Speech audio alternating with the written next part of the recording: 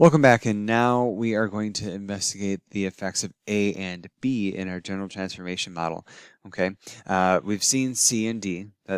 That's fine. Those are translations. Now for A and B. Okay, so we're going to begin with the absolute value function. We're going to look at the A value first. So we're changing A to 2, and then we're going to investigate this using graphical, tabular, and descriptive processes. Okay, so again, if you need to begin with your base table, I think that's always a good idea. So y, and actually maybe we'll just call this f of x, which is absolute value of x. Okay, and we have -2, -1, 0, 1, and 2. And we get 2, 1, 0 to 1, 2 when we do the absolute value. Okay, fine. All right, now it says, okay, take whatever your f of x value is and multiply by 2. Oh, okay, we can do that. Let's do it in green. Okay, so I'm going to take f of x multiplied by 2, so this is just 4, 2, 0, 2, 4. Okay, yay arithmetic. Let's see what this looks like graphically. Okay, so let's see, I need to go out in 4 in the vertical, 1, 2, 3, 4, 2 horizontal. Okay, let's do the original in blue, and then we'll see the transformed in green. Okay, there is my nice absolute value graph, or a sketch of it at least. And then to do the 2f of x, right, I would want to keep the x value the same and just multiply the y value by 2. So again, -2 is now at 4. Okay, -1 is at +2, and then here we go for the other ones. Okay, so I get a v that is a little bit steeper as compared to the original function. Okay, and I should actually label these. It's always good to label 2f of x. And then this would just be absolute value of x, which is f of x. Okay, so what did it do? Why, I mean, descriptively, right? Y was multiplied by 2. Okay, and so really when we talk about these, the textbook is going to use the language of stretching and compressing, and I just use the term scaling. Okay, scaling is a catch-all. All right, and so you can imagine that in the case where we had 1/2 f of x, okay, all we did when we had 2 was we multiplied the y value by 2. So now in 1/2, it'd be half as much. We would scale y by 1/2, multiply it by 1/2. What about negative?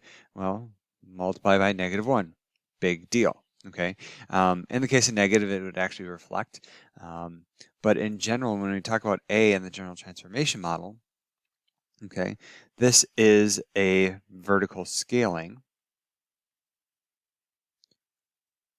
Okay, that's kind of the catch-all term. And then with this, there's kind of 3 cases to consider.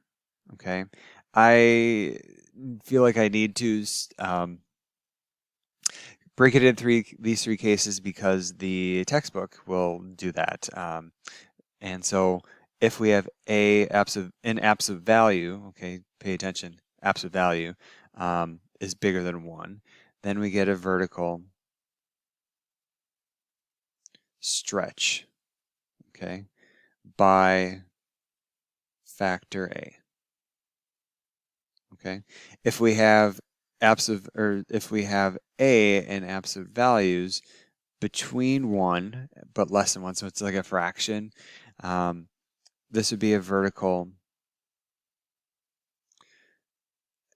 shrink. Sometimes they use compression too, by factor A.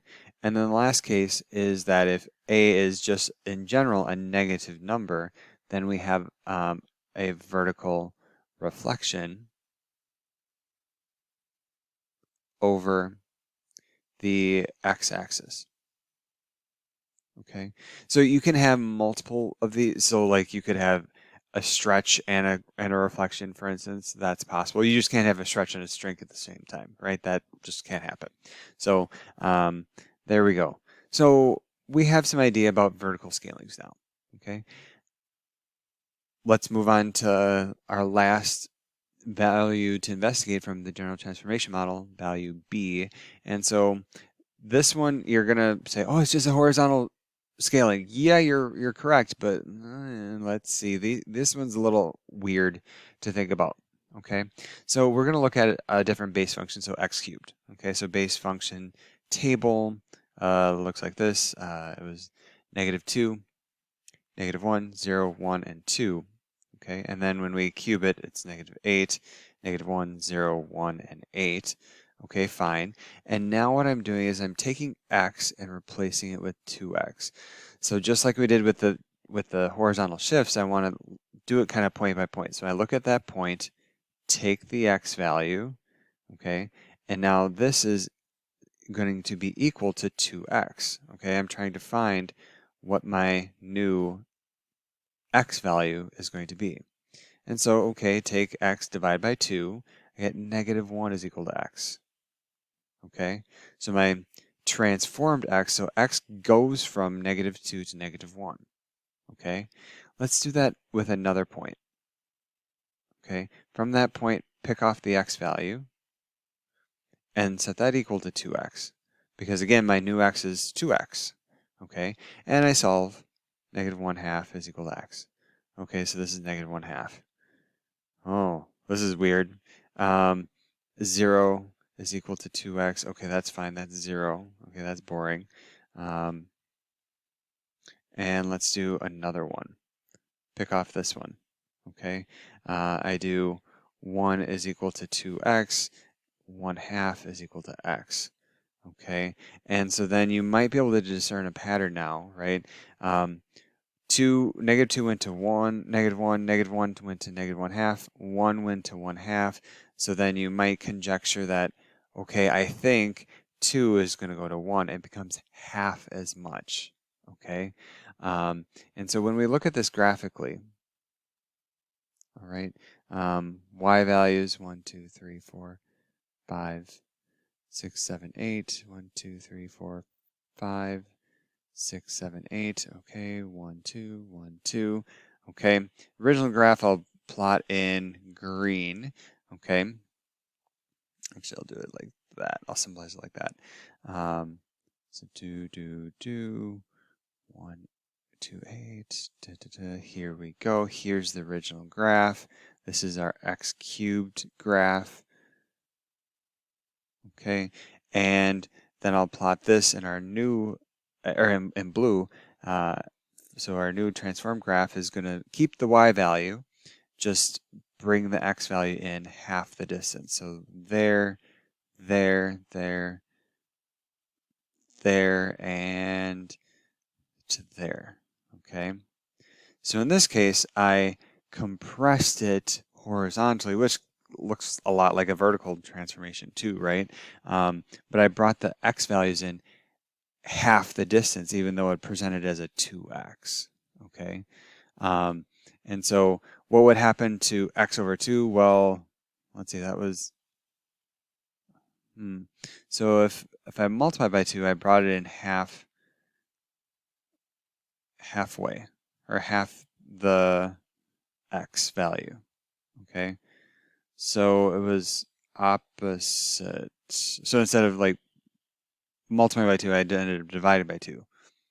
So if I divide by a half, that's the same as multiplying by 2. That would be 2x. What about negative x? Well, that's just negative x, right? It'll reflect. Okay. So then what is B in our general transformation model? It is indeed a horizontal scaling. Okay, we were right about that. Okay, and this too has kind of 3 cases. Okay, so if B is greater than 1 in absolute values, then it's a horizontal shrink, okay, or again compression by, and this horizontals are really weird. Spend some time committing this to memory. Shrink by factor 1 over B. Okay. Again, we saw the 2x. It ended up being taking the x value and shrinking it by a factor of 1/2. And then if, well, actually it'd be factor B, but you divide it, this is where horizontal language gets really, really weird. But you would take the value and shrink it, take whatever the x value is, multiply by 1/b to shrink it, okay? If b is a fraction in absolute values, then we get a horizontal stretch by factor 1/b. And then lastly, if b is a negative number, then we have a horizontal reflection, okay, which occurs over the y-axis.